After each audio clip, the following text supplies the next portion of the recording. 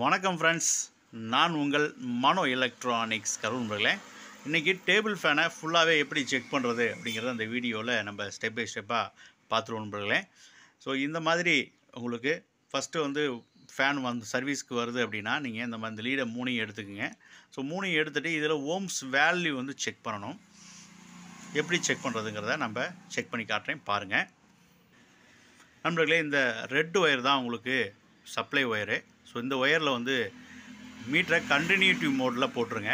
Continuity மோடில் போடும்போது உங்களுக்கு பீப் சவுண்ட் வரும்.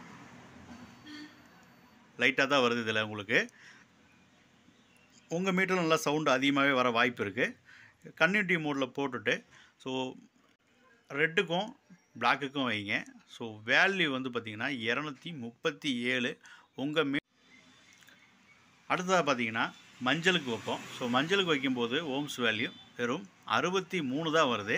ஸோ இங்கே 175க்கு மேலே வரணும். வந்தால் தான் உங்களுக்கு ஃபேன் ரன் ஆகும், இல்லைன்னா ரன் ஆகாது. ஸோ இது உள்ளே பிரித்து என்ன காயில் கம்ப்ளைண்ட் அப்படி இருக்குதுன்னு பார்ப்போம்.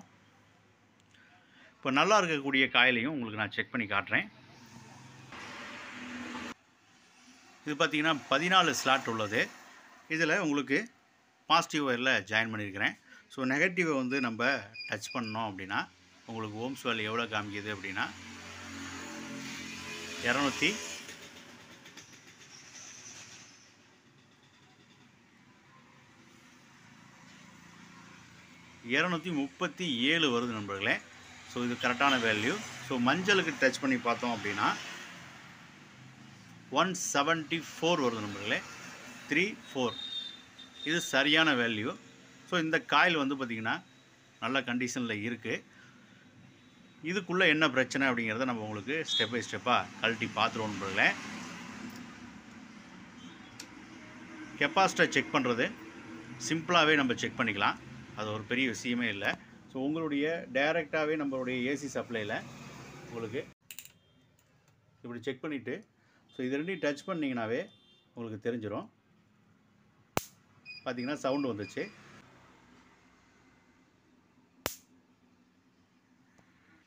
இப்போ இதை ஸ்டெப் பை ஸ்டெப்பாக இதை கழட்டிக்கலாம். இந்த ஸ்க்ரூவை கழட்டிடலாம்.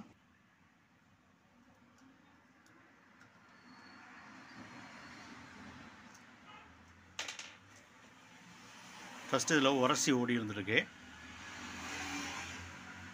இந்த ஒயர் எல்லாமே மேலே இந்த கேப் வழியாக கொண்டு வந்துடுங்க. அப்போ தான் அடிபடாமல் இருக்கும்.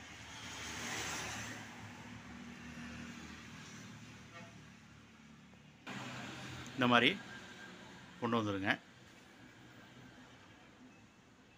அதுக்கப்புறம் இந்த 3 ஸ்க்ரூ கொடுத்துருப்பாங்க. இங்கே ஒன்று, இங்கே ஒன்று, இதில் 3 ஸ்க்ரூவையும் கழட்டிக்கலாம். இந்த 3 ஸ்க்ரூவுமே இப்போ கழட்டிட்டோம். கழட்டிட்டு இதை லைட்டாக தட்டினோம் அப்படின்னா உங்களுக்கு வெளியே வந்துடும். பார்த்திங்கன்னா ஓப்பன் பண்ணியாச்சு. காயில் பார்த்திங்கன்னா நல்லா இருக்க மாதிரி இருக்குது. ஆனால் உங்களுக்கு ப்ராப்ளம். ஸோ பேக் சைடில் எதுவும் நமக்கு தெரியல. ஸோ ஃப்ரண்ட் சைடில் எப்படி இருக்குன்னு பார்த்துருவோம். ஃப்ரண்ட் சைடில் பார்த்திங்கன்னா இந்த காயில் பொரிஞ்ச மாதிரி இருக்குது. ஸோ இந்த 2 இடத்துலையும் இதை மெயினு. ஸோ இதை ரன்னிங்கு உங்களுக்கு இதில் ஏதோ ப்ராப்ளம் இருக்குது, புரிஞ்ச மாதிரி இருக்குது பாருங்கள் நண்பர்களே.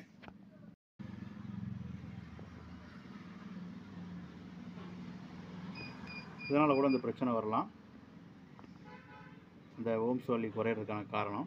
ஸோ புது காயில் போட்டு செக் பண்ணிக்கலாம். இப்போ இந்த ஃபேனு எப்படி ஓடுதுன்னு பாருங்கள். ஸோ இப்போ நம்ம எல்லாமே பூட்டி செக் பண்ணிட்டோம். பக்காவாக ரன் ஆகுது. ஸோ அதுதான் காயிலில் கம்ப்ளைண்ட்டு. இந்த காயில் இருக்கக்கூடிய கம்ப்ளைண்ட்னால தான் இந்த ஃபேன் ரன் ஆகலை. ஸோ இதை சரி பண்ணி போட்டிருந்தா உங்களுக்கு காயில் ரன் ஆகிருக்கும். இந்த வீடியோவை ஃபுல்லாக பார்த்ததுக்கு ரொம்ப நன்றி நண்பர்களே.